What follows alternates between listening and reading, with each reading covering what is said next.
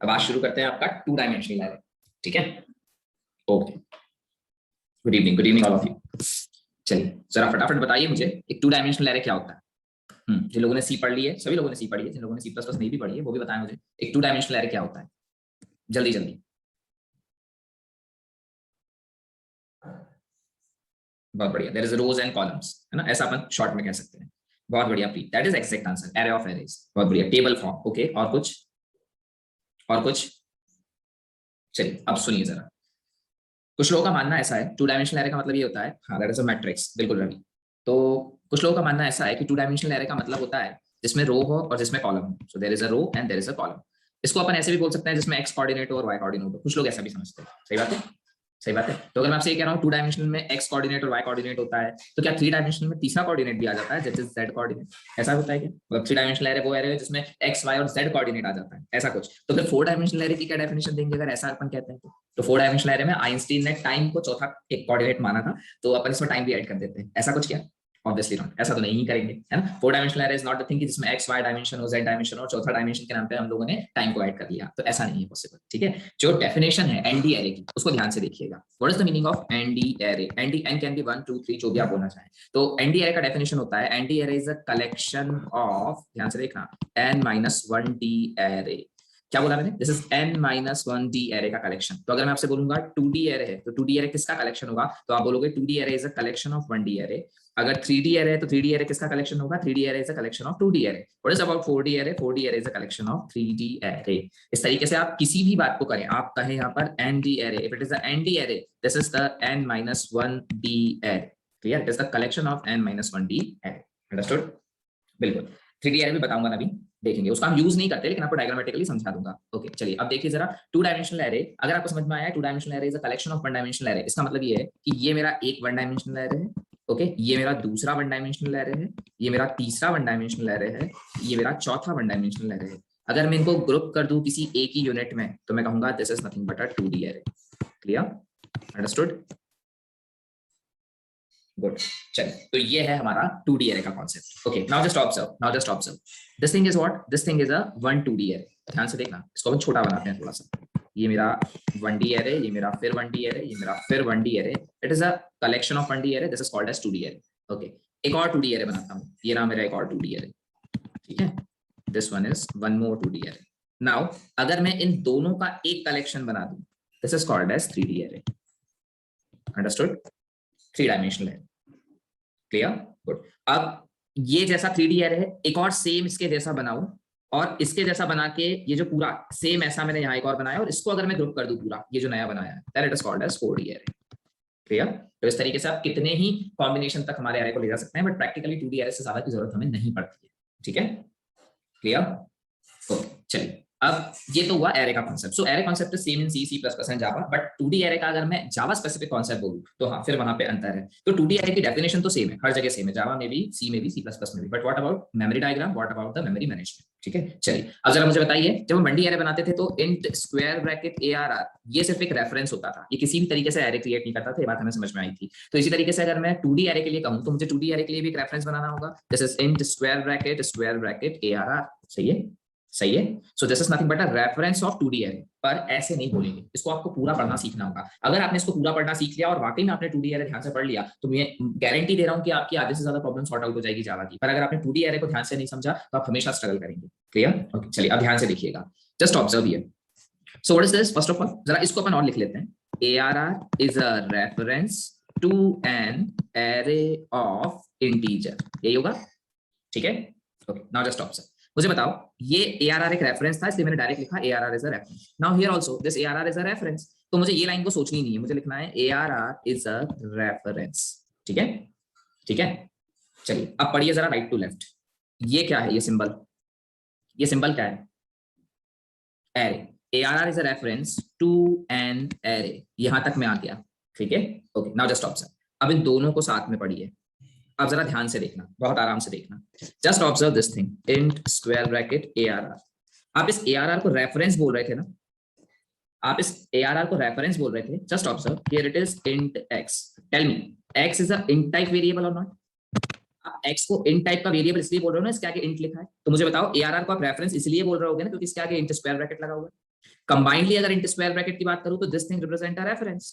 सही है, सही है, ठीक। तो मैंने कहा ARR is a reference combinedly ऐसा, फिर इसको मैंने तोड़ा to an array of integer. सही है, सही है, ओके। नाउ अब जरा देखो, नहीं नहीं रुको रुको रुको रुको रुको रुको, अब यहाँ पे जरा ध्यान से देखें। अब मुझे बताइए, मैंने लिखा ARR is a reference to an array, to an array तो यहाँ तक आ गया, अब यहाँ क्या लिखूं? To an array of, of ये क्या है? Int square bracket, is it reference? Is it reference? Yes, तो मुझे क्या लिखना होगा? ARR is a reference to an array of references. ठीक, ओके। अब इसको तोड़िए, यहां तक हो चुका कंबाइंडली, अब इस पे आइए, टू एन एरे का सिंबल है ये, एरे ऑफ किस टाइप का? इंट। क्लियर? ठीक है, ये अगर आपको समझ में आ गया तो ही टू डायमेंशनल एरे समझ में आएगा और 100% आएगा। अगर ये नहीं आया तो आपको टू डायमेंशनल एरे समझ में तो आएगा लेकिन गड़बड़ हो जाएगी। ठीक है, चलिए फिर से एक बार करते हैं जो मैंने लिखा है, just observe. Int square bracket ARR लिखिए, ARR is a reference to an, इधर आइए, एरे ऑफ, इस पूरे पे आइए, रेफरेंसेस। अब इसको तोड़िए, टू ये एरे का symbol, to an array of, इस पे आइए, इंटीजर। क्लियर? अंडरस्टूड? बहुत बढ़िया। अब इस बात का मतलब क्या निकलता है? ये इतना बड़ा लिख तो लिया, पर मतलब क्या है इस चीज का? ARR is a reference to an array of references. जरा इतना सा पढ़ना केवल, ठीक है, सिर्फ इतना पढ़ना, आगे का मत पढ़ना। ARR is a reference to an array of references, just observe here, इसको पढ़ो, int square bracket ARR, ARR is a reference to an array of integer। सही है, ARR is a reference to an array of integer। तो मुझे बताना जरा, ये ARR किसका एड्रेस होल्ड करता था? आप बोलोगे सर ARR रेफरेंस था किसका? एरे ऑफ इंटीजर का। क्योंकि ये एरे ऑफ इंटीजर का था इसलिए ये एरे ऑफ इंटीजर का जो भी एड्रेस होता था वो होल्ड करता था। सही है, अंडरस्टूड? अब मुझे सिर्फ इसी लाइन पढ़ के बता दो, ARR is a reference to an array of references।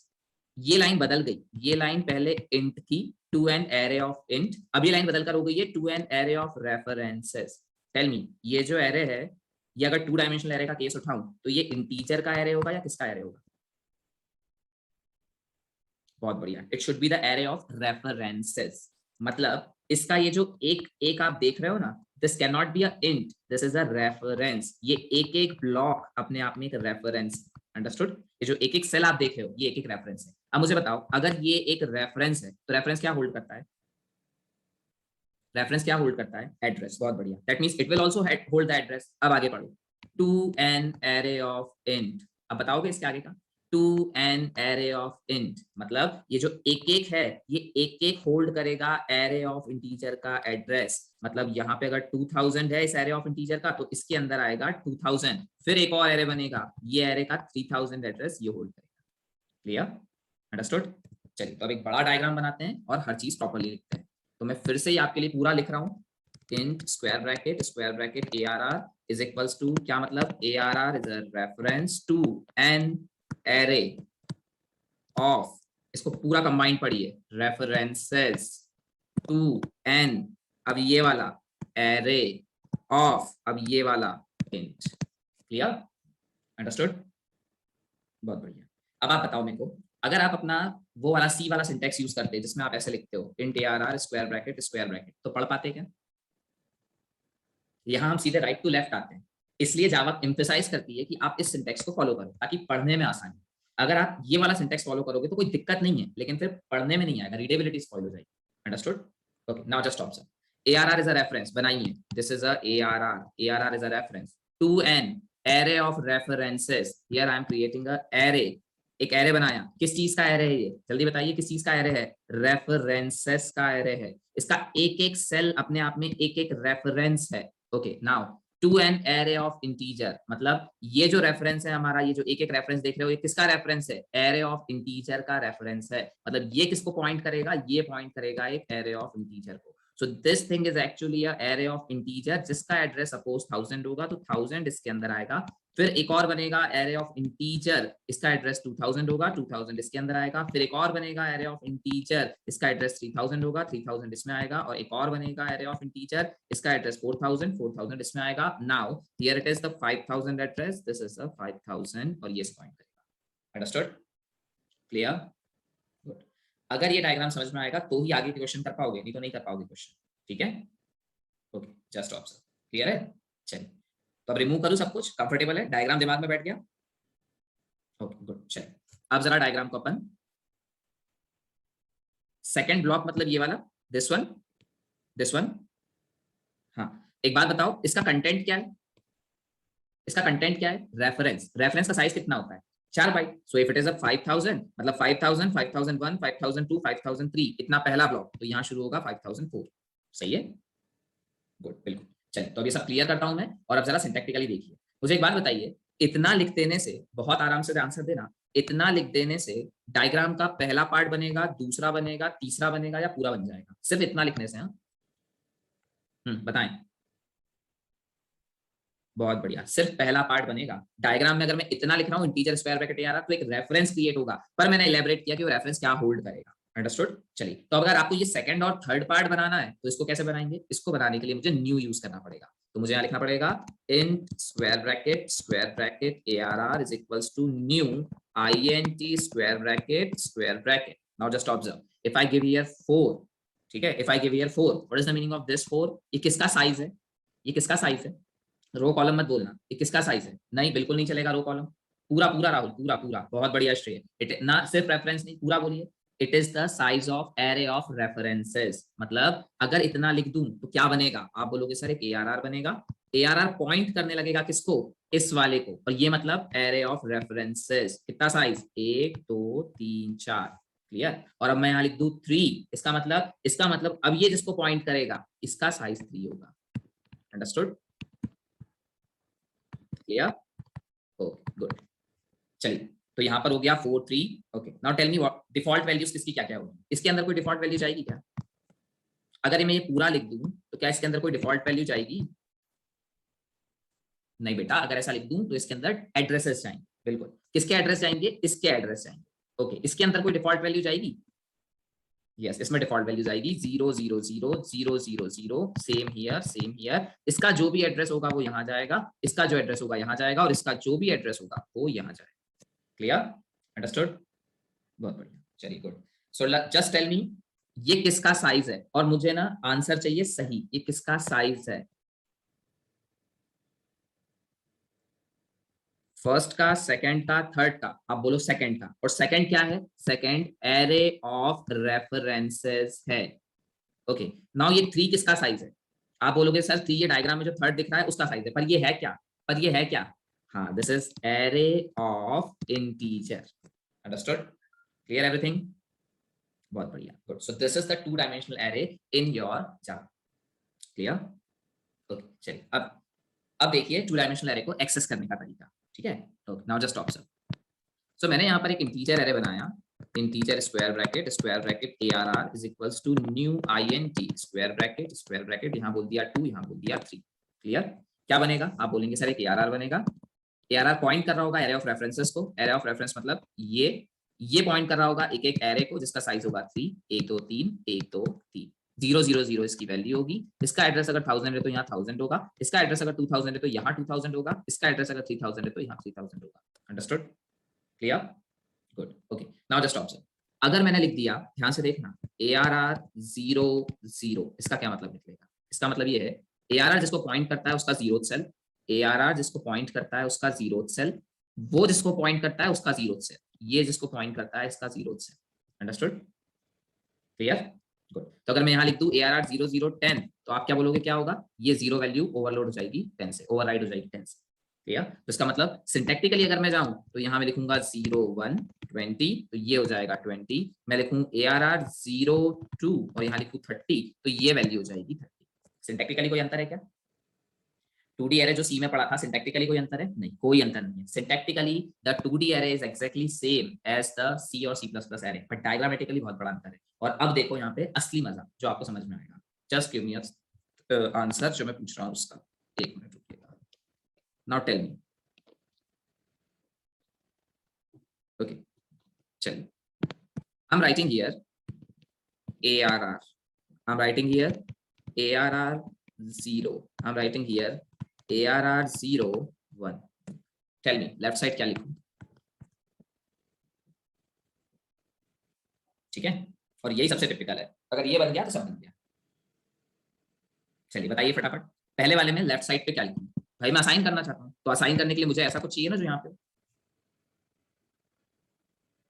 Okay नवीन का कहना है यहाँ लिखना है इंट स्क्वायर ब्रैकेट। ओके सभी का लगभग यही कहना पड़ा। ओके सेकंड लाइन बताएं। हाँ int square bracket ARR BRR कर लेते हैं। ओके चलिए सेकंड का बताइए।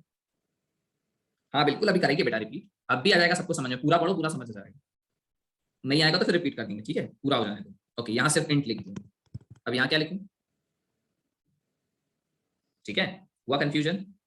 अब रुकिए जरा, अब समझिए, अब तुक्का मत मारिए। देखो अब इसको कैसे सॉल्व करना है उसका पूरा मेथड है, उसी मेथड पे चलिएगा तो कभी कंफ्यूज नहीं होंगे आप, और नहीं आपने अपना हिसाब से चलाया तो फिर भैया जावा नाराज हो जाएगी। ठीक है जस्ट ऑब्जर्व, जब भी आप यहाँ लिखते हैं ARR मुझे बताइए अपना कंटेंट देगा ना। Okay what is the content of ARR? आप बोलेंगे सर ARR का कंटेंट है 3000। आप खुद से पूछिए 3000 क्या है, ठीक है जरा खुद से पूछिए 3000 क्या है। 3000 क्या है? एड्रेस है, किसका? किसका? एरे ऑफ रेफरेंसेस का एड्रेस है, सही है, एरे ऑफ रेफरेंसेस का एड्रेस है। तो मुझे ये बता दो एरे ऑफ रेफरेंसेस का एड्रेस कौन रख सकता है? तो आप बोलोगे सर वो रेफरेंस रख सकता है, सुनो सुनो, वो रेफरेंस रख सकता है जो एरे ऑफ रेफरेंसेस का रेफरेंस हो, सही है, वो रेफरेंस रख सकता है जो एरे ऑफ रेफरेंसेस का रेफरेंस हो। जैसे अगर यहाँ पे एरे ऑफ इंट होता तो मैं क्या बोलता, एरे ऑफ इंट का एड्रेस कौन रख सकता है? तो वो रेफरेंस रख सकता है जो रेफरेंस हो एरे ऑफ इंट का, सही है, वो रेफरेंस रख सकता है जो रेफरेंस हो एरे ऑफ इंट का। क्लियर? अब यही बात यहां ट्रांसफर करो, एरे ऑफ रेफरेंसेस का एड्रेस कौन रख सकता है? वो रेफरेंस रख सकता है जो एरे ऑफ रेफरेंसेस का रेफरेंस हो। क्लियर? अंडरस्टूड? गुड। अब एक बात बताओ सर ये बनाते कैसे हैं? एरे ऑफ रेफरेंसेस का रेफरेंस कैसे बनाते हैं? तो आप कहेंगे सर ऐसे बनाते हैं, यहां लिखते हैं इंट स्क्वायर ब्रैकेट BRR, पढ़ो BRR is a reference to an array of references.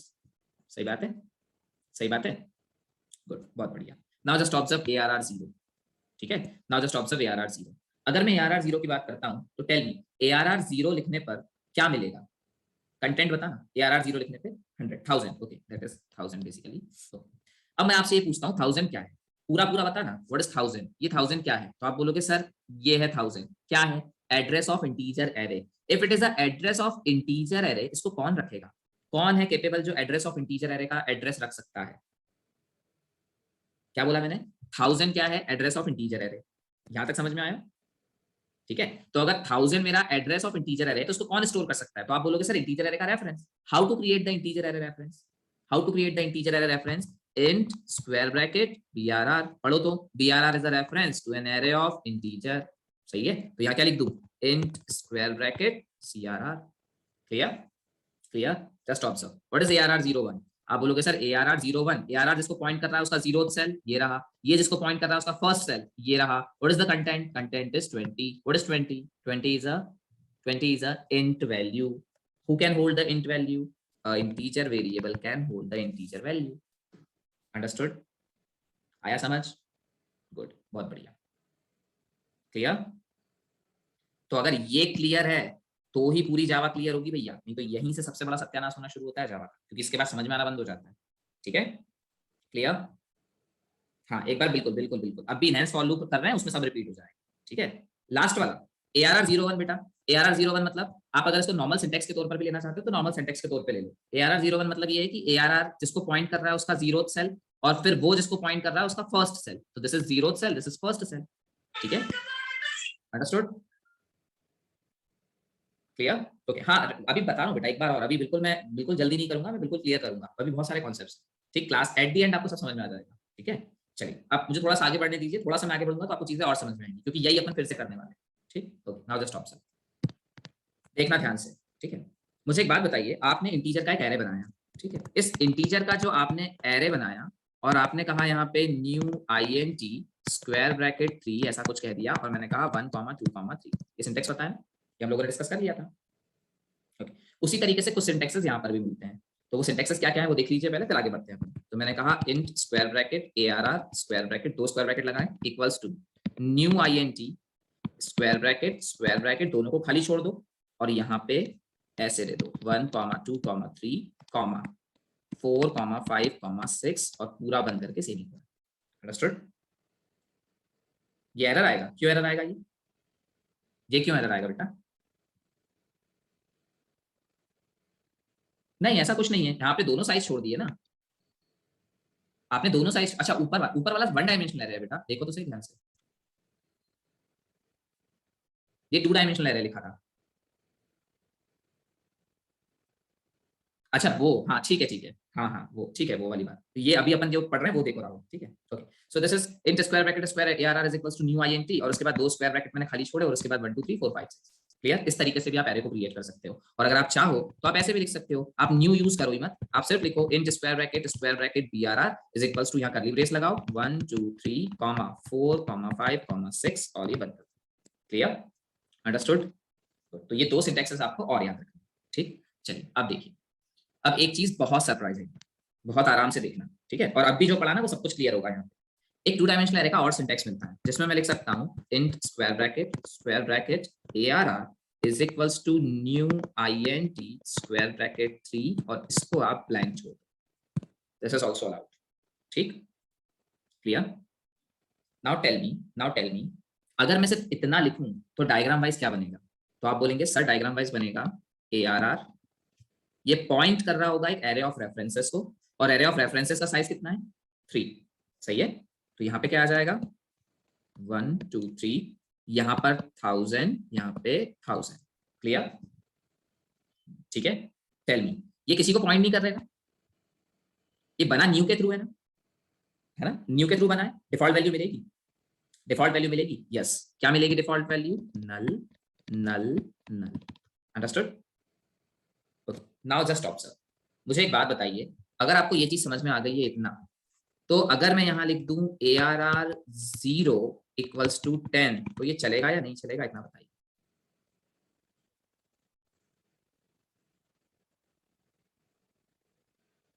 जल्दी, नो यस, जो आपको समझ में आता है। नहीं समझ आ रहा तो नो आइडिया लिख दीजिए। बिल्कुल, ये नहीं चलेगा। क्यों नहीं चलेगा? जस्ट ऑब्जर्व आप क्या करने की कोशिश कर रहे हैं। अब जिन लोगों को समझ नहीं आया फिर से ध्यान से देखिए, अब आपको समझ में आ जाएगा। ठीक है, आप ध्यान से देखिए आप क्या करने की कोशिश कर रहे हैं। आप बोल रहे हो ARR 0, just observe what is the ARR 0, ये वाला सेल ARR 0 है। सही बात है, ये 0 है, ये 1 है, ये 2 है। ठीक है, नाउ टेल मी ये है क्या? ये क्या है? तो आप बोलोगे सर ये रेफरेंस है। सही है ना? आप बोलोगे ये रेफरेंस है। मेरा अगला क्वेश्चन ये होगा कि ये रेफरेंस किसका है? ये रेफरेंस किसका है? पढ़ो तो जरा। ARR is a reference to an array of references, और फिर array of references के बाद आगे क्या बोलते हैं? To an array of int, यही बोलते हैं हम। तो ये किसका रेफरेंस है? ये array of int का रेफरेंस है। अगर ये array of int का रेफरेंस है तो ये क्या होल्ड करेगा? तो ये क्या होल्ड करेगा? एड्रेस। किसका? किसका एड्रेस? ये 1 डायमेंशनल एरे का एड्रेस होल्ड करेगा, 1 डायमेंशनल एरे का। तो मुझे क्या लिखना होगा? Can I write here ARR 0 is equals to new INT square bracket 3? Can I write this? Can I write this? Tell me, ऐसा लिखने से क्या होगा? पहले तो ये बताओ। न्यू INT 3 लिखने से आप बोलेंगे सर एक 1 डायमेंशनल एरे क्रिएट होगा। सही बात है, एक 1 डायमेंशनल एरे क्रिएट हो गया। ओके, डिफॉल्ट वैल्यू 0, 0, 0 होगी। एड्रेस सपोज इसका 2000 होगा। अब देखो तो किसमें असाइन कर रहे हो? ARR 0 में। ARR 0 मतलब ये रहा तुम्हारा ARR 0। सही बात है, सही बात है। और इसको नल से कितना कर दिया जाएगा? 3000, और यहाँ पॉइंट करना, सॉरी 2000, और ये यहाँ पॉइंट करना शुरू कर देगा। क्लियर? अंडरस्टूड? अब एक और आंसर देना। यहां पर मैंने लिखा int square bracket BRR is equals to ARR, और इसके नीचे लिखा int square bracket BRR is equals to ARR 0। इनमें से कौन सी लाइन चलेगी, फर्स्ट या सेकंड?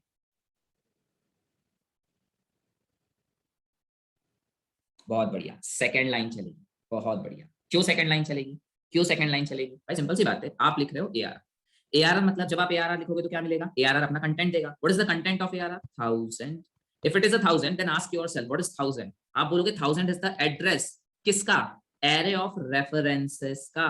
अगर ये एरे ऑफ रेफरेंसेस का एड्रेस है 1000 तो उसको होल्ड भी तो एरे ऑफ रेफरेंसेस का रेफरेंस करेगा ना, इसका रेफरेंस करेगा ना उसको पॉइंट। और ये तुमने क्या बनाया देखो तो, BRR is a reference to an array of int. तो ये तो इंटीजर एरे का रेफरेंस है, ये कैसे रेफरेंसेस के एरे का एड्रेस होल्ड कर लेगा?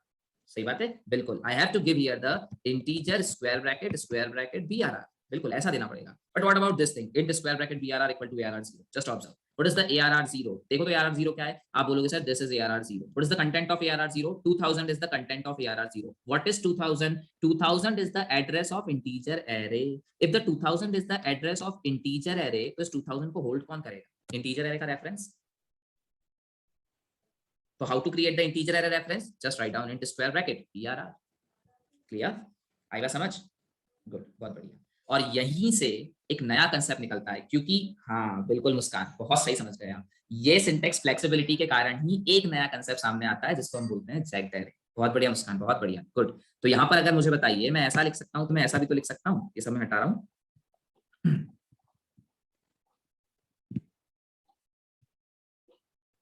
गुड, चलिए अब देखिए, तो जहां पर अभी मैं ऐसे लिख रहा हूँ ARR 0, मैंने यहाँ पे कहा ARR 0 is equals to new INT square bracket 5, और मैंने अगले में लिख दिया ARR 1 is equals to new INT, अच्छा इसको 3 कर लेते हैं, 3 था तो इसको मैं 2 कर लेता हूँ।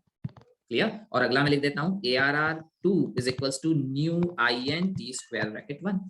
क्लियर? क्या मैं ऐसे लिख सकता हूँ? यस, आप ऐसा बिल्कुल लिख सकते हैं। अब मुझे बताइए क्या होगा जब मैं ऐसा लिखता हूँ न्यू INT3, तो ये बनता है, ये बन के इसमें एड्रेस चला जाता है। फिर जब मैं लिखता हूँ न्यू INT2, तो यहाँ पर ऐसा बनेगा, एड्रेस अगर 3000 होगा तो ये 3000 हो जाएगा, इसे पॉइंट करने लगेगा। फिर 1 तो ऐसा कुछ बनेगा, एड्रेस अगर 4000 है तो यहाँ 4000 चला जाएगा, इसे पॉइंट करने लगेगा। अंडरस्टूड? नाउ जस्ट ऑब्जर्व, जो एसोसिएटेड 1D एरे हैं उसमें एक है 3 साइज का, एक है 2 साइज का, एक है 1 साइज का। Is it a jagged array और not? Yes, it is a jagged array. Clear? आई बात समझ? गुड, बहुत बढ़िया। अंडरस्टूड? क्लियर? बहुत बढ़िया, गुड। अब जरा एक लूप लगाइए और मुझे सारी चीजें बताइए, इस बार आप बताना सब कुछ, ठीक है? ओके, चलिए तो मैं जरा यहाँ पे ये सब क्लियर करता हूँ अपन फिर से। और अभी कोई डाउट है क्या? अभी कोई डाउट है क्या? किसी का नाम रेडमी के नाम से सेव है, आपको डाउट है क्या? क्योंकि आपने कहा था रिपीट कर दीजिए। डाउट हो तो बिल्कुल बोलिए, अपन रिपीट करेंगे, कोई दिक्कत नहीं है। जल्दी जल्दी रिस्पॉन्स करें बेटा, रिस्पॉन्स में टाइम ना लगाया करें। ओके चलिए, चलो अब आगे बढ़ो सर। अब जरा एक लूप के थ्रू से ट्रेवर्स करना। हाँ ठीक है बेटा, इतनी लेट बोलते हो तुम भी। चलो अब रिपीट, अब पूरा डायग्राम मिट गया, फिर से देखो लूप के थ्रू, फिर नए में कुछ सीखना। चलिए देखिए अब जरा यहाँ पे जस्ट ऑब्जर्व, मैंने बोला int square bracket ARR is equals to new INT square bracket 2 square bracket 3। Clear? Understood? क्या बन जाएगा? आप बोलेंगे sir new INT square bracket 2 से एक एरे ऑफ रेफरेंसेस बनेगा जो 2 के साइज का होगा, फिर एरे ऑफ इंट बनेंगे जो 3 के साइज का होगा। Clear? Good, now just observe, अब मैं चाहता हूं मैं इसमें से कुछ एलिमेंट्स को बाहर निकालूं, ठीक है? अब आप मुझे बताइएगा, खुद गाइड करिएगा कैसे लिखूं मैं। अगर मैं कहता हूं for integer I equal to 0 I less than, ठीक है, मैं पता करना चाहता हूं दिस इज ARR पॉइंट कर रहा है इसको, ये पॉइंट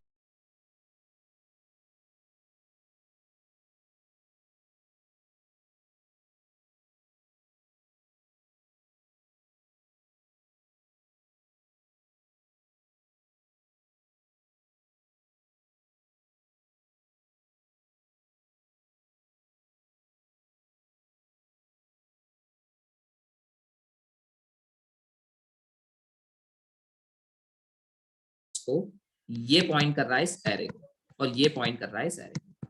सही बात है? सही बात है? ओके, नाउ सपोज, रुको रुको मुस्कान रुको, नाउ सपोज यहाँ 2 3 की बजाय अगर मैं कुछ ऐसा यूज कर लेता 1 2 3, और यहाँ यूज कर लेता 4 5 6, और इन दोनों को मैं करली ब्रेस में डाल देता, तो आप बोलते सर इसकी वैल्यू हो जाएगी 1 2 3 4 5 6, है ना?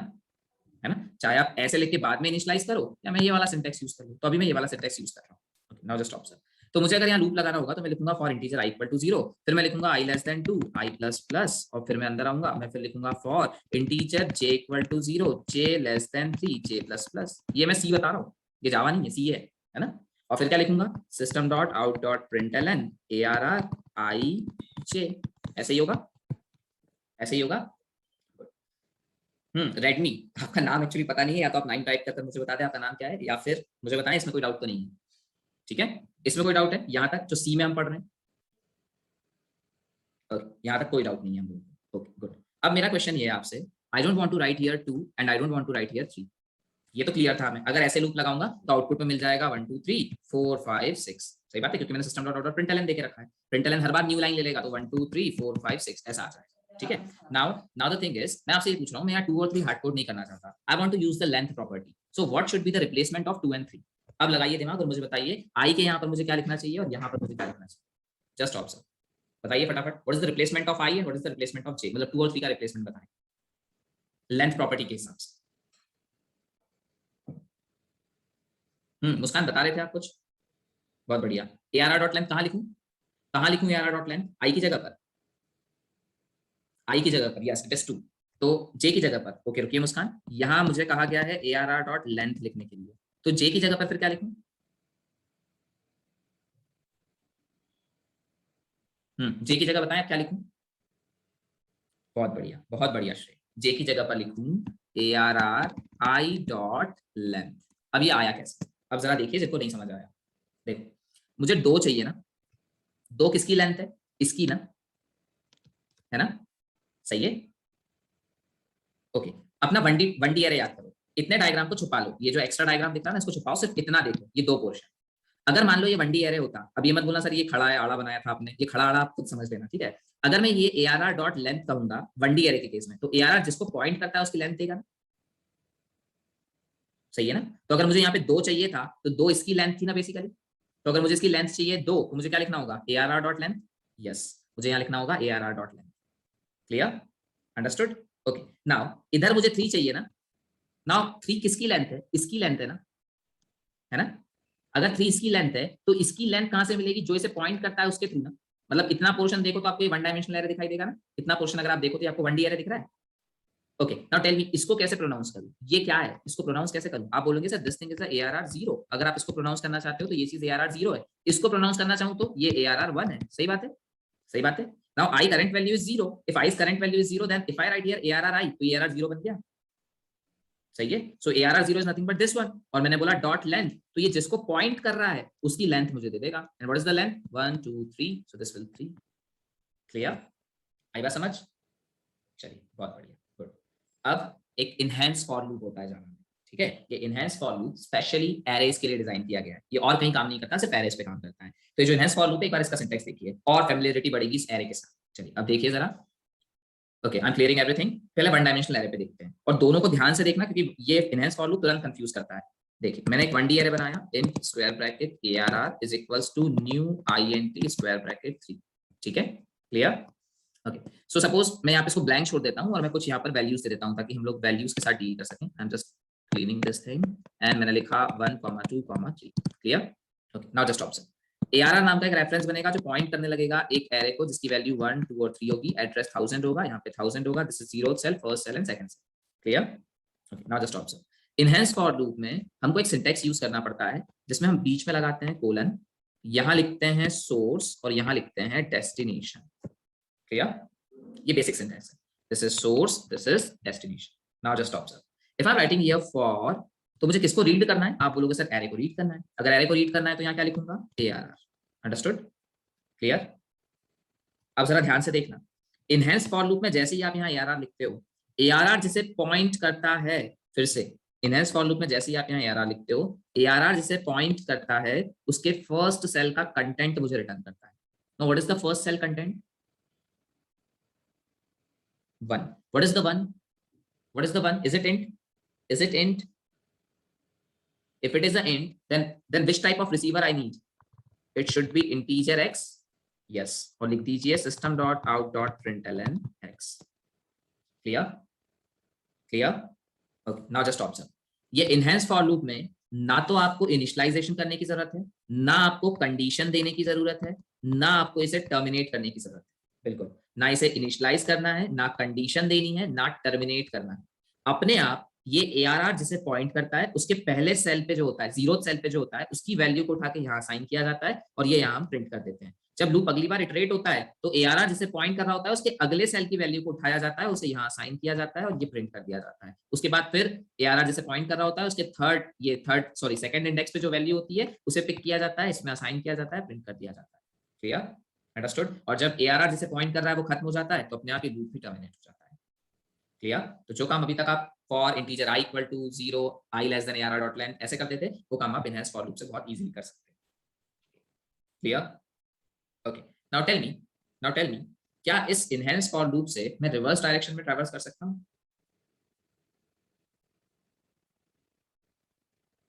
कैसे यस बेटा, कैसे यस?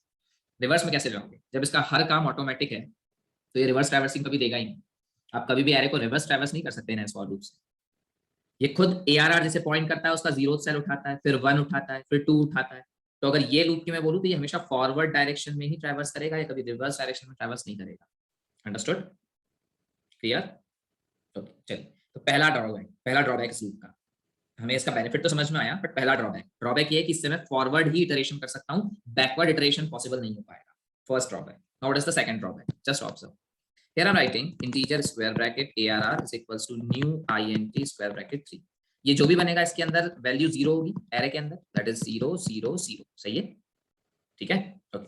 नाउ टेल मी, अगर मैं ऐसे लिख दूं फॉर int x कोलन, यहां मैंने लिखा ARR और यहां मैंने लिखा x equals to s dot next int। Clear? क्या करने की कोशिश कर रहा हूं, समझ रहे हो? ये मैं इनपुट ले रहा हूं यूजर से। I want to take the input from the user and I'm assigning this input into the x variable। मैं आपसे सिर्फ ये जानना चाहता हूँ, इस लूप के चलने के बाद अगर यूजर ने 10 20 30 दिया हो तो क्या इस एरे के अंदर 10 20 30 आ जाएगा? यस और नो? आराम से देखिए और बताइए, यस और नो? नो, बिल्कुल सही, नहीं आएगा। क्यों नहीं आएगा? देखो ध्यान से, जब आप लिख रहे हो फॉर इंटेक्स कोलन ARR, इसकी वर्किंग क्या है? ARR जिसको पॉइंट करता है उसकी वैल्यू ये उठा के इस वेरिएबल में डालता है। नाउ जस्ट ऑब्जर्व, ये एक नया लोकल वेरिएबल है ना, ये एक नया लोकल वेरिएबल है ना, तो यहाँ पर x नाम का एक वेरिएबल बनेगा और इसके अंदर क्या आ जाएगा? 10। सही है? जब मैं बोलूंगा x equal to s dot next int, तो इस x के अंदर आ जाएगा 10। तो पहले जब ARR को मैं ट्रैवर्स कर रहा था तो इसके अंदर 0 आया था, और जब मैंने अंदर आके कहा x equal to s dot next int, तो ये 0 ओवरराइट कर दिया गया 10 से। सही है? क्लियर? अब लूप इटरेट होगा तो अपने आप सेकंड सेल का डेटा उठा के इसमें डाला जाएगा, तो x वापस 10 को ओवरराइट करके 0 हो जाएगा। सही है? सही है? अब वापस मैं लूप के अंदर आऊंगा और फिर जब मैं बोलूंगा s डॉट नेक्स्ट int और यहाँ कहूंगा x, तो ये जो 20 वैल्यू है, ये 20 वैल्यू इस 0 को ओवरराइट करते हुए 20 कर देगी। फिर वापस लूप इटरेट होगा, इस बार थर्ड सेल उठाया जाएगा, 20 ओवरराइड हो जाएगा 0 से, क्योंकि यहाँ x में 0 आ गया, और फिर अंदर आके मैं कहूंगा x equal to s dot next int 30 दूंगा, तो ये 0 ओवरराइड हो जाएगा 30 से। तो पूरा का पूरा जितना वैल्यूज है 10 20 30, वो तो इस लोकल वेरिएबल पे परफॉर्म होगा ना, एरे पे तो कुछ भी ट्रांसफर नहीं हुआ ना। सही है? सही है? जो भी मैंने किया वो सबका सब किस पे ट्रांसफर हुआ? वो सबका सब ट्रांसफर हुआ इस लोकल वेरिएबल पे, इस एरे पे थोड़ी ना कुछ ट्रांसफर हुआ। इसका मतलब, is it possible to initialise the array with the help of enhance for loop? बहुत बढ़िया, no, it is not possible to initialise the array with the enhance for loop. Clear? Okay, ये अपने आप रुकता है ना, अगर हम इसे फोर्सफुली रोके ना, मतलब अगर मैं ब्रेक ना लगाऊं, तो बिना ब्रेक के इसे किसी और स्थिति में रोका जा सकता है क्या, कि जब तक ये पूरा ट्रैवर्सिंग कंप्लीट नहीं कर लेगा ये रुकेगा ही नहीं?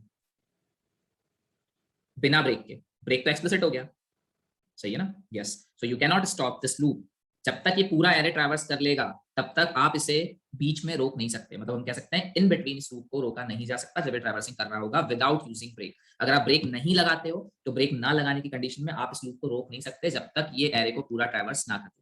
पर अगर यही मैंने इधर कंडीशन दी होती i less then 5 suppose normal for loop में, और एरे का साइज होता 10, तो आपको लगता है ये इन बिटवीन ही रुक जाता है इस कंडीशन के कारण?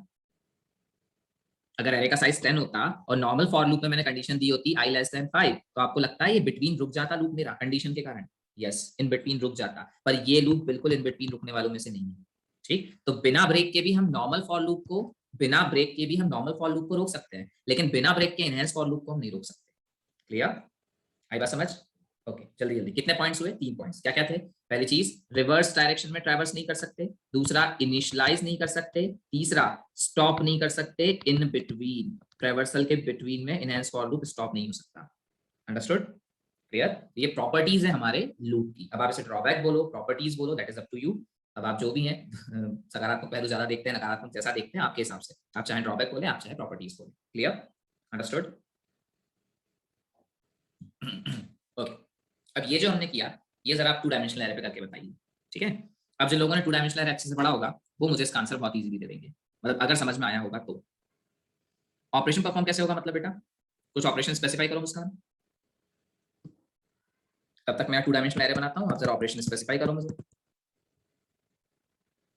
मल्टीप्लीकेशन, हाँ तो मल्टीप्लीकेशन कर सकते हैं ना, क्या दिक्कत है, एक्स पे पास वैल्यू तो है ना, एक्स का स्क्वायर आप उसमें वापस स्टोर नहीं कर सकते। देखो अगर आप चाहते हो कि आपके पास एक एरे है, हाँ वही बोल रहा हूँ, अगर आपके पास ये एक एरे है, ठीक है, एरे के अंदर है 2 3 4 and 6, you want to add these values, ठीक है, अगर आप इस वैल्यूज को ऐड करना चाहते हो तो कोई दिक्कत नहीं है, क्यों नहीं है, क्योंकि यहाँ पे मैंने लिखा ARR इज पॉइंटिंग हियर।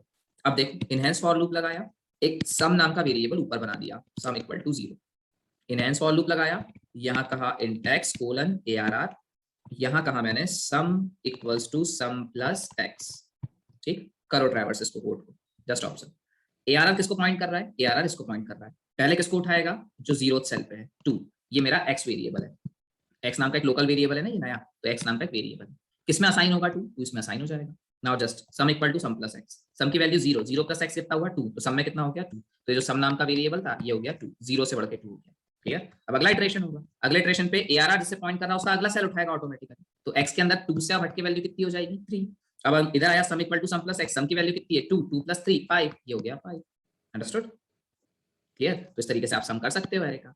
क्या नहीं कर सकते, क्या नहीं कर सकते, अपडेट नहीं कर सकते एरे को, आप एरे की वैल्यूज चेंज नहीं कर पाओगे, सम तो कर लोगे, इन वैल्यूज को यूज कर लोगे, मल्टीप्लाई कर लोगे, सब कुछ हो जाएगा, लेकिन एरे को अगर मैं अपडेट करने की बात करूं ना, कि मैं इस एरे यहाँ लूप में बैठकर इन एरे की वैल्यू को चेंज कर दूं, ये पॉसिबल नहीं, अंडरस्टूड, क्यों पॉसिबल नहीं है, ध्यान से सुनना, because you don't have the access of ARR 0 और 1 और 2 और 3, you have the access of x and x is not the cell of your array।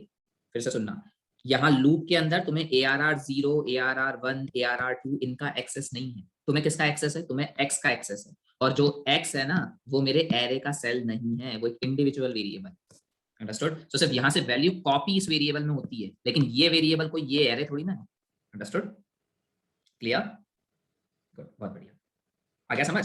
चलिए अब जरा 2 डायमेंशनल एरे वाले केस को सॉल्व करके बताना, ठीक है, हाँ अब जरा ध्यान से देखिएगा फिर से, here I'm writing int square bracket ARR is equals to, ये मैंने बना दिया 1 2 3, ये मैंने बना दिया 4 5 6, ठीक, बनाओ डायग्राम, कैसे बनेगा, बिना डायग्राम तो कोशिश भी मत करना, पत्ता भी ना हिलेगा बिना डायग्राम के अभी इनिशियली, तो ये बनेगा, सही है भाई, आपके पास ये 2 एरेज थे, बिल्कुल, ये पॉइंट कर रहा है एक एरे को, दैट इज 1 2 3, ये पॉइंट कर रहा है एक एरे को, दैट इज 4 5 6, ये एड्रेस 1000, यहाँ पे 1000, यहाँ पे 2000, यहाँ पे 2000, ये 3000, यहाँ पे 3000, ठीक। अब बहुत आराम से आंसर देना, if I am writing here for colon ARR, what I have to write here, करिए कोशिश, ओके, बाकी राहुल के अलावा जल्दी जल्दी लिखिए, तो कुछ तो लिखिए, गलत लिखिए पर लिखिए, देखो कोशिश करने वालों की हार नहीं होती, लेकिन अगर आप नहीं लिखोगे ना तो वो गड़बड़ हो जाएगा,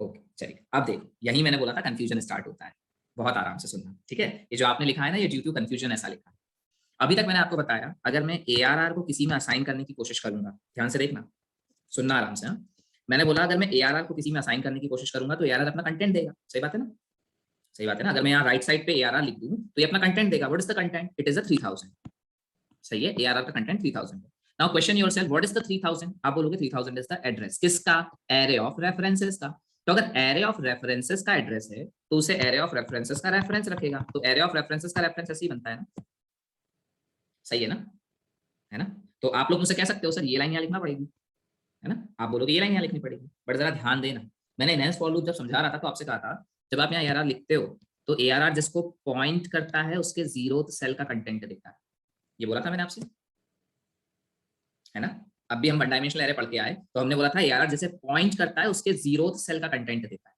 तो मुझे बताओ अगर मैं यहाँ ARR लिखूंगा तो मुझे 3000 मिलेगा कि 1000 मिलेगा, बहुत बढ़िया, मुझे 1000 मिलेगा। Now ask yourself what is 1000, पूछना जरा खुद से 1000 क्या है, आप बोलोगे सर 1000 एड्रेस है किसका, इधर देखना 1000 एड्रेस है किसका, इंटीजर के एरे का, अगर ये इंटीजर के एरे का एड्रेस है तो कौन रखेगा इसे इंटीजर एरे का रेफरेंस, सही है, कैसे बनाते हैं इंटीजर एरे का reference, like this int square bracket ARR, सही है, क्लियर, गुड, चलिए तो जरा रिमूव करता हूं मैं और फिर से लिखता हूं पूरा। चलिए तो यहाँ मैंने लिख दिया फॉर, इस फॉर में यहाँ लिखा int square bracket PRR colon ARR। Clear, understood? Okay, now just make a diagram of this thing. ये जो आपने किया ना इसका जरा डायग्राम बनाना।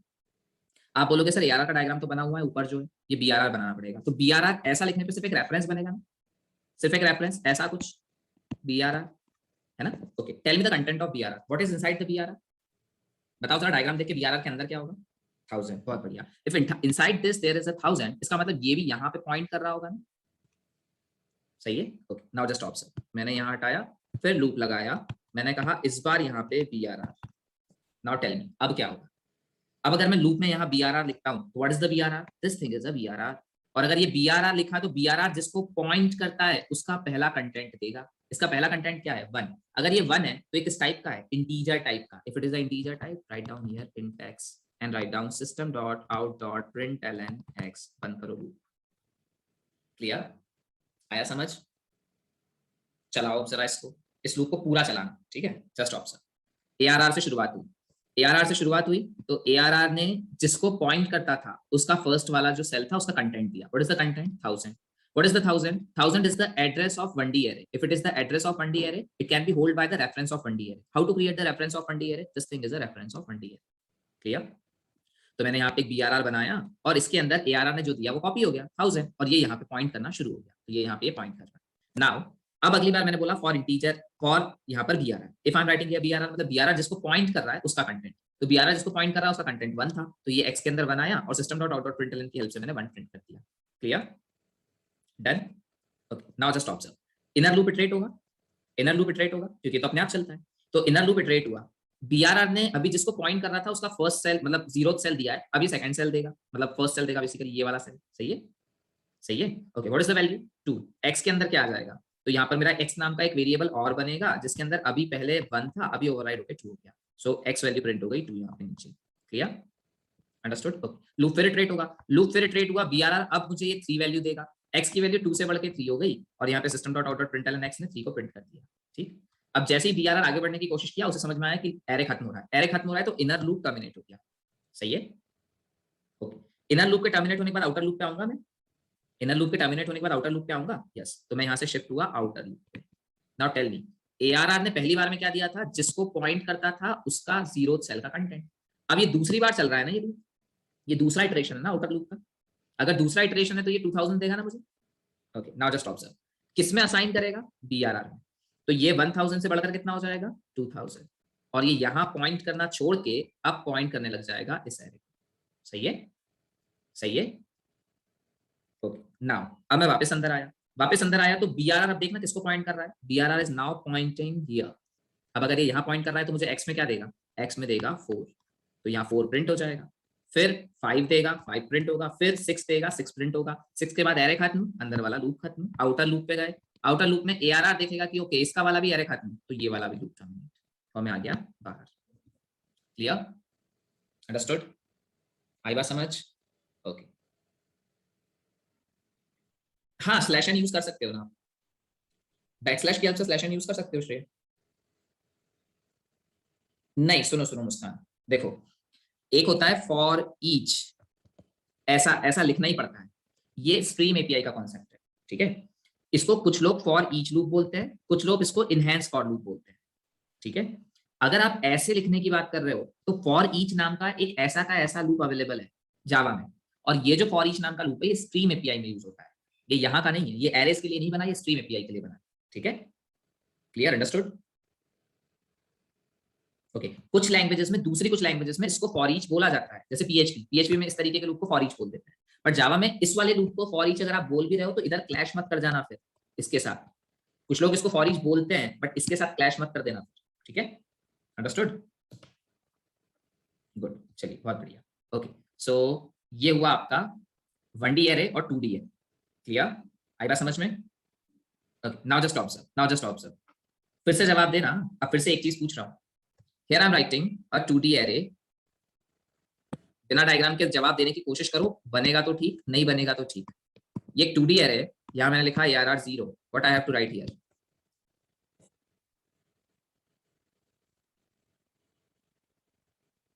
गलती ना गड़बड़ राहुल, कर दी ना गड़बड़?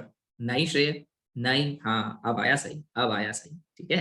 तो देखो बिना डायग्राम जब भी ये कोशिश करोगे ना अभी के टाइम 99% चांसेस है कि गलती करोगे। ये मैंने सिर्फ इसलिए लिखा आपके सामने ताकि आप डायग्राम के इंपॉर्टेंस को समझ सके। डायग्राम बना लोगे तो ज्यादा अच्छे से समझ में आएगा। बिना डायग्राम के करने की कोशिश करोगे 99% चांसेस है कि अभी गलती करोगे। क्लियर? आई बात समझ? Good, okay. तो बिना डायग्राम 2 डायमेंशनल एरे के क्वेश्चन को हाथ नहीं लगाना अभी, बिल्कुल। वो डर्टी पिक्चर का गाना याद कर लेना, सुना ना सुना वाला, ठीक है? बिल्कुल नहीं छूना इसको। क्लियर? पहले लगाना ही पड़ेगा, तो डायग्राम बनाना ही पड़ेगा, डायग्राम बनाने के बाद ही ये सब करना है। ठीक, सो बनाइए जरा एक diagram A R R, this is A R R, this is something and this is something. भले चाहे इतना बना लो, लेकिन जब मैं बोलता हूँ A R R zero, this thing is A R R zero. A R R zero लिखने पे कंटेंट मिलेगा इसका 1000, ये 1000 एक्चुअली एड्रेस है 1D एरे का, तो यहाँ पर क्या लिखना पड़ेगा? int square bracket P R R. Clear? Clear? Okay, अब लास्ट क्वेश्चन मैंने लिखा फॉर लूप, कोलन लगा के लिखा A R R zero. Tell me यहाँ क्या लिखूं?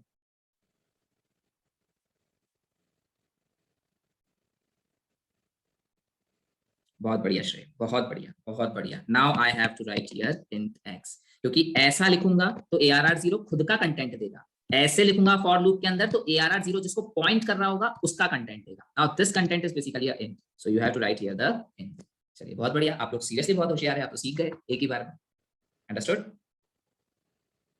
चलिए अब गुड, चलिए अब एक क्वेश्चन बस पढ़ लीजिए, क्योंकि आज एक्चुअली 7 बजे से क्लास है, नया कोर जावा का बैच स्टार्ट हो रहा है, तो उसको थोड़ा सा हमें, क्या बोला आपने? पढ़ाते हैं, oh sorry, okay thank you Rahul. हाँ, मैं आपको ये बोला था कि आप एक क्वेश्चन पढ़ लें और मुझे सिर्फ एक आंसर दे जो मैं आपसे पूछना चाह रहा हूँ, ठीक है? इसको अपन बनाएंगे नेक्स्ट लेक्चर में, तो जरा क्वेश्चन बस पढ़िए और मुझे आंसर करिएगा कि ये 2D एरे से बन जाएगा, ये 3D एरे से बनेगा, या ये कुछ और ही कॉन्सेप्ट है, या जैक्ड एरे लगेगा, जो भी है। It might be 2D array, it might be 3D array, it might be jacked array, it might be 3D jacked array, it might be 2D jacked array. जरा देखो तो क्वेश्चन पढ़ के किससे सॉल्व होगा, देखो तो बताइए मुझे। हम्म, हो जाए तो डन लिख देना, तो जल्दी करिएगा।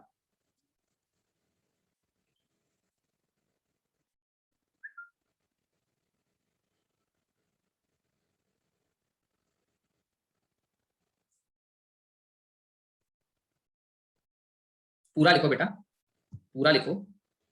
2D array, 3D array, 2D jacked array, 3D jacked array.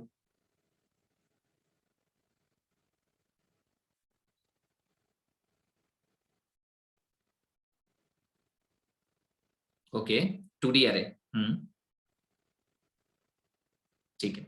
3D jacked array, okay, कुछ बोल रहे हैं 3D जैक्ड एरे, कुछ बोल रहे हैं okay 2D jacked array, 3D jacked array. चलो अब जरा देखो, पढ़ लिया ईमानदारी से क्वेश्चन? चलिए देखिए जरा। Now just observe, write a program which should first ask the user number of salesman, ये बताना है कितने सेल्समैन हैं, ठीक है? उसके बाद बताना है कि सेल्समैन ने कितनी सेल्स की है, सेल की है, मतलब एक यूजर ने हो सकता है 3 आइटम बेचे हो, 4 आइटम बेचे हो, 5 आइटम बेचे हो। उसके बाद ये जो पर्टिकुलर सेल है उनका वैल्यू कितना है, मतलब कि पहला सेल किया उसने 100 रुपए का, दूसरा सेल किया शायद 500 का, तीसरा किया शायद 1000 रुपए का। इस तरीके से हर सेल्समैन के लिए काम मुझे पूछना है, और लास्ट में मुझे जितने सेल्समैन ने जितना भी सेल किया है उसका सब टोटल मुझे करना है ना? Okay, now again again 2D array, 3D array.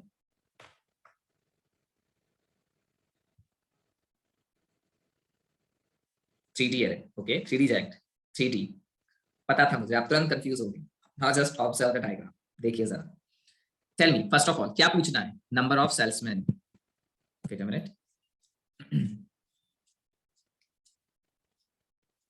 बहुत बढ़िया शोर, बहुत बढ़िया। देखिए फर्स्ट ऑफ ऑल पूछ रहा है वो आपसे नंबर ऑफ सेल्समैन, ये रहा नंबर ऑफ सेल्समैन, 1 2 3। फिर वो पूछ रहा है कितनी सेल की, 3 सेल की, 1 2 3। कितने कितने की 100 की 500 की 1000 की। दूसरा सेल्समैन कितनी सेल की, 2 की। कितने की, 1000 की 2000 की। तीसरा सेल्समैन कितनी सेल की, 4 की। कितने कितने की, 100 की 200 की 500 की 700 की। टेल मी विच वन, कौन सा एरे है? 2D checked, yes it is a 2D checked array, clear? So it is quite confusing ये checked array है या 3D array, ठीक है? चलिए तो आप समझ तो गए हैं ये 2D checked array। तो नेक्स्ट जब हमारा लेक्चर होगा तो इस क्वेश्चन को हम सॉल्व करेंगे, क्लियर? मैं बना के बताऊंगा, ठीक है? चलिए तो अच्छे से रिवाइज कर लीजिएगा सब कुछ, एक बार वापस इस लेक्चर को देखिएगा, आपको चीजें समझ में आएंगी। हो सकता है इनिशियली आपने, जब मैं आपको इंटीजर स्क्वायर ब्रैकेट ARR का प्रोनाउंसिएशन सिखा रहा था तब शायद आपने ध्यान ना दिया हो, आपको पता नहीं, शायद उस टाइम उतना सीरियस ना लगा हो, इसलिए इसलिए हो सकता है आपने उसको इग्नोर करने के चक्कर में बाकी का लेक्चर मिस किया हो। तो एक बार फिर से पूरा रिपीट करिएगा, शुरू में जब मैं वो बता रहा था इंट स्क्वायर ब्रैकेट ARR, उसको इग्नोर मत करिएगा, बिल्कुल, डायग्राम से सॉल्व सबसे जल्दी होता है मुस्कान। तभी तो मैंने आपसे कहा बिना डायग्राम के हाथ लगाने की कोशिश मत करना अभी, जब तक जावा में कंफर्टेबल ना हो जाओ, क्योंकि आपने बिना डायग्राम के 2D एरे या जैक एरे के क्वेश्चन सॉल्व करने की कोशिश की और 100% गलती करोगे। ठीक है, चलिए बहुत बढ़िया, मिलता है नेक्स्ट क्लास में guys, bye bye, take care.